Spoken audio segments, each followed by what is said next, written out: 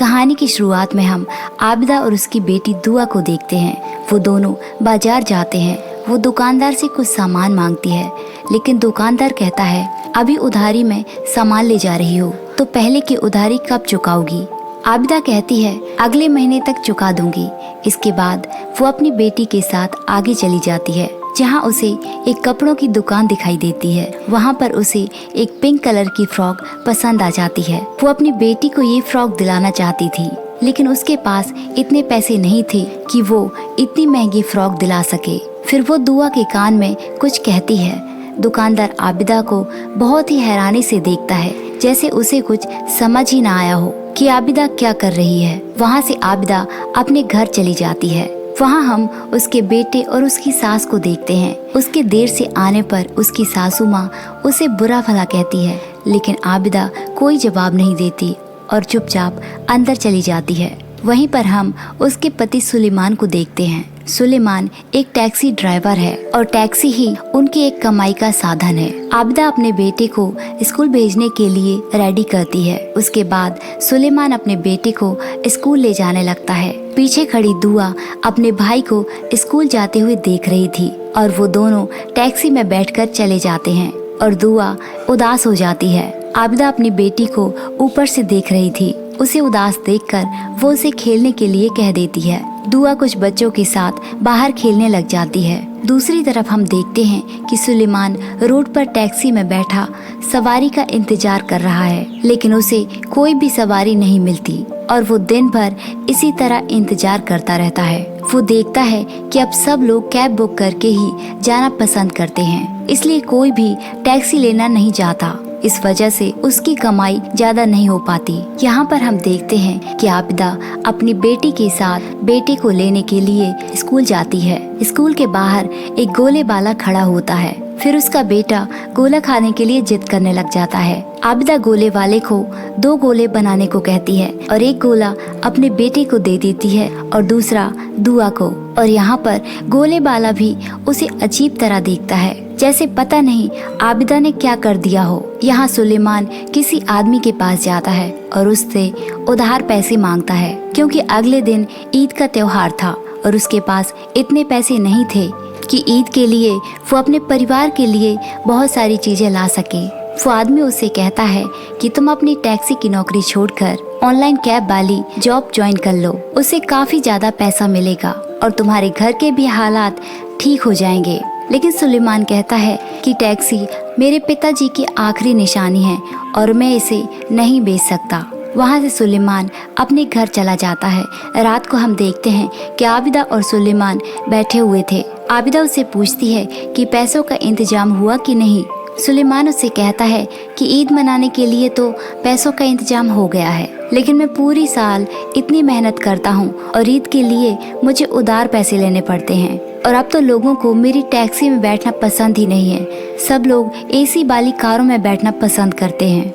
आबिदा उससे कहती है कि आप फिक्र मत कीजिए, धीरे धीरे ऊपर वाला सब कुछ ठीक कर देगा।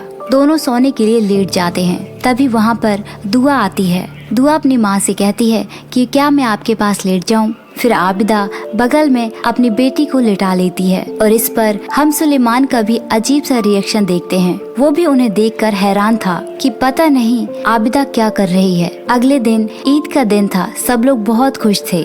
पूरा परिवार दरगाह जाता है।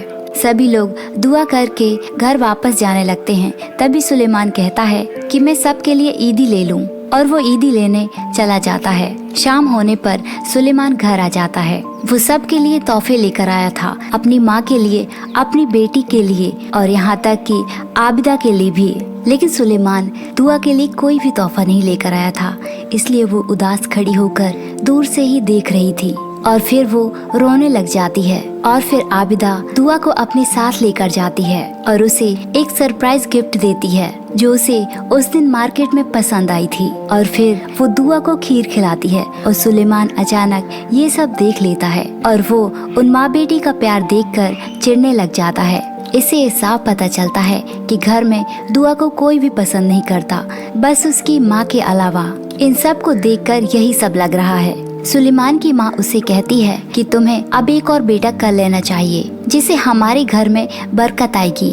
सुलेमान कहता है कि एक बेटा होने से ही हमारे घर का खर्चा बड़ी ही मुश्किल से होता है, और यदि एक और बच्चा कर लेंगे तो उसकी परवरिश हम कैसे करेंगे, हमारी तो इतनी आमदनी भी नहीं है। सुलेमान की माँ कहती है कि यदि दूसरा बेटा हो जाएगा तो तुम्हारे लिए ही अच्छा है, क्योंकि बुढ़ापे में सिर्फ एक सहारे से काम नहीं चलता, और मेरा भी एक ही बेटा है, इसलिए मैं नहीं चाहती कि तुम्हारा भी एक ही बेटा हो। सुलेमान अपनी माँ की बात सुनकर सोच में डूब जाता है और सोचने लगता है कि शायद माँ सही कह रही है। अब यहाँ पर हमें एक फ्लैशबैक दिखाया जाता है, जहाँ पर आबिदा अपने पति और सास के साथ हॉस्पिटल जाती है।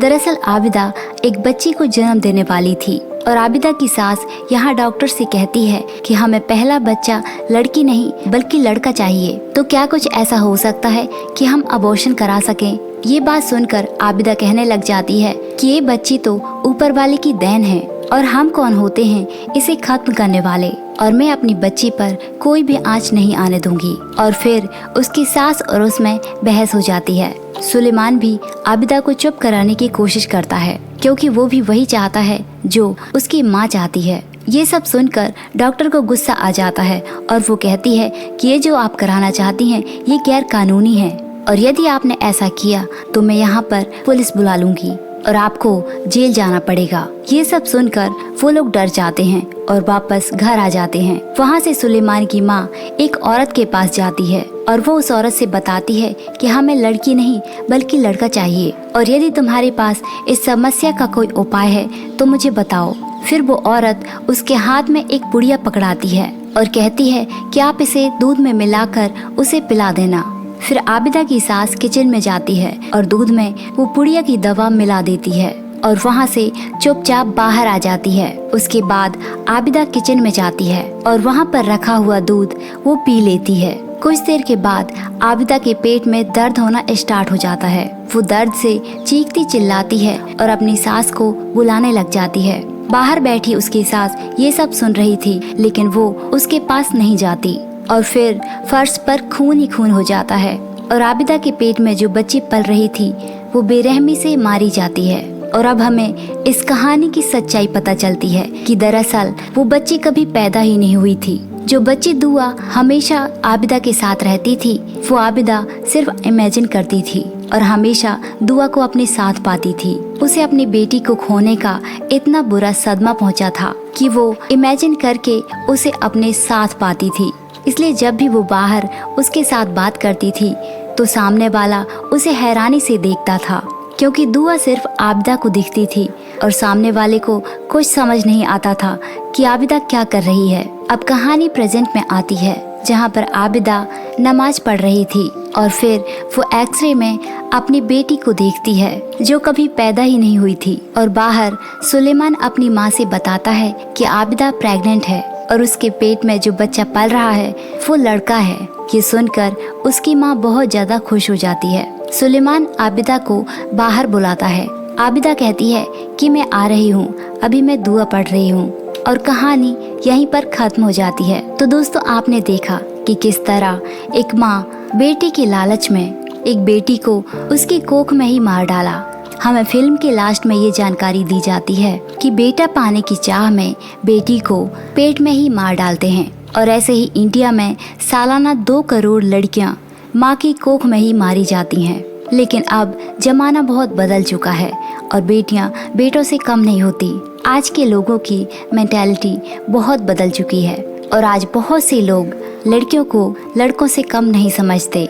और आपको पता ही है कि लड़कियां कहां से कहां तक पहुंच चुकी हैं, लेकिन आज भी बहुत सी जगहों पर ये सब होता है। ये सिर्फ गांव में ही नहीं बल्कि ये सब हाई सोसाइटी में भी होता है, लेकिन हमें वो सब दिखाया नहीं जाता। आबिदा को अपनी बेटी खोने का इतना बड़ा सदमा लगा था, वो उसके साथ ही जीने लगी थी। इसी तरह कितनी माँओं को अपनी बेटी खोने का दुख होता होगा। इस कहानी को आप किसी धर्म या समाज से ना जोड़ें, बल्कि इसके दिए हुए मैसेज को समझने की कोशिश करें। तो दोस्तों, ये थी हमारी आज की कहानी। हमारी कहानी आपको कैसी लगी कमेंट करके जरूर बताइए, और ऐसी ही कहानियों के लिए हमारे चैनल को सब्सक्राइब कीजिए। Thanks for watching.